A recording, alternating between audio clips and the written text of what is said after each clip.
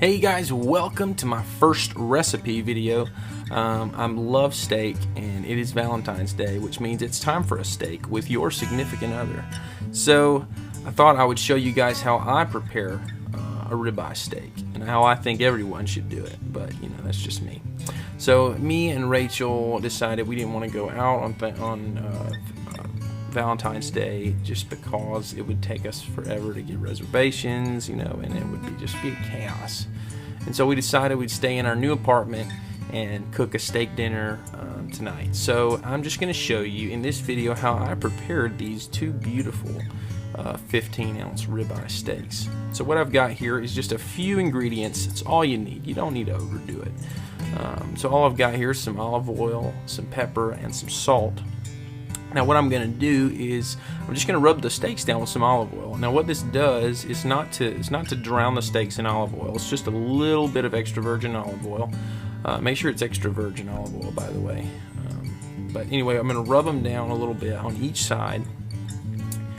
And what this does is this allows the steaks to not burn when they hit the pan. The pan hits the olive oil first instead of the meat. So it gives you a little time and a little extra char on it, which gives you that grilled steak effect. So, and it really just helps your steak from burning. Make sure you get it around the sides too, because on the fat, you want the fat to caramelize, and that olive oil is going to help you do that.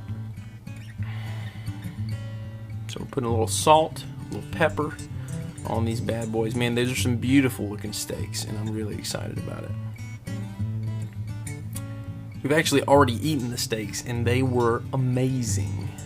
So they were awesome. Look at those things. Now let's show you how to cook them. So I got a stick of butter here. We're going to take half a stick of butter and one clove of garlic. That's all you need. That's all you need, and we're done with ingredients. 1 clove of garlic and a half stick of butter. So what the butter is going to do is really going to start shaping the flavor of the steak. Now the garlic, you're just going to crush it, and so you have your whole clove of garlic there, and just maybe cut it in half one time. You don't need to mince it. You don't need to use that because that'll get all down in the steak, and you don't want to bite into a piece of garlic while you're eating your steak. So now let's put some oil in the pan. Be generous, because that oil is going to save your steak. Now this is if you can't cook it on a grill. If you want to cook it on a grill, go ahead, but I'm starting to like the pan-cooked steak even more. I don't know why. I think it's just preference. Probably because I can't have a grill where we live at right now. So anyway, we're going to make sure that your pan is piping hot. It's got to be super hot so that when you lay the steaks in there, they don't soak up a bunch of stuff. They're just going to lay down in there and start sizzling. You want to hear that you know, you want to sear the steaks on both sides so that the flavor is trapped in the steak. You don't want to burn it, you know, you just want to sear each side. So and what a lot of people do, they make the mistake of flipping the steak 100 times, and it really does take away the flavor because you don't give the steak enough time to sear on each side. You can see there now you've got that beautiful brown charring going on, and it's seared on that side. And I probably could have left it a little bit longer, but you know. Anyway, so both sides of the steak are looking really good. So the steaks are here, and now what we're going to do is add in our garlic. Remember that? So we're going to take the clove of garlic and put one at each pole, the bottom and the top. So that garlic's going to start cooking in with that olive oil, and we're going to add our stick of butter. Now you want to put it in the most open place on the pan so that the butter melts the fastest in that spot. You want that butter to melt before your steaks get too overcooked.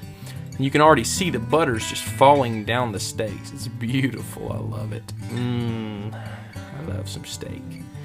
And so one thing that I always do, it doesn't look like it makes a lot of a difference, but I just take the garlic and brush it over those steaks, and man, it really does make a difference. Just give it that extra garlicky butter flavor. Now this is the keystone right here. This is what you have to do. You have to take that butter, olive oil, garlic mixture and baste it over those steaks. Just scoop it up and let it run down over those steaks, and do it as much as you want, as much as you can, because that's what's gonna really shine through in the flavor. And there you've got two beautiful ribeye steaks, and you couldn't ask for a better meal on Valentine's Day. I mean, come on. Fighting the chaos of a restaurant when you can have something even better and cook it to perfection the way you want it in your home. So that, my friends, that is how I cook a ribeye steak.